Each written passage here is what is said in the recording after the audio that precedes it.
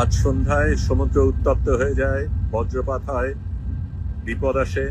আমরা দ্রুত সমুদ্রের ঝড়ের আগে যেতে চেষ্টা করি। তবে আরেকটা ব্যাপারে ছিল, কারণ আমরা পরে জানতে পারি আমাদের সবচেয়ে সামনে যেই ফ্লোটিলা আলমা, তার উপরে ইসরায়েলি জলদস্যুরা হামলা শুরু করে।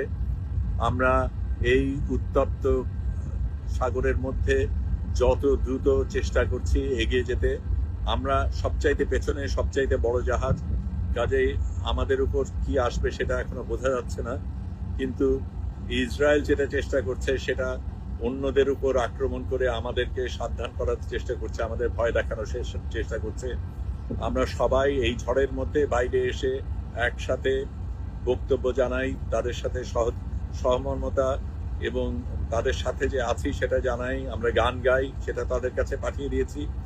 আপনারাও যে সাথে আছেন আমাদের সাথে, তাদের সাথে, এবং ইসরায়েলের বিরুদ্ধে আপনারাও যে লড়াই করছেন সেটা আমাদের জানাবেন, তাদেরকে আমরা পৌঁছে দেব।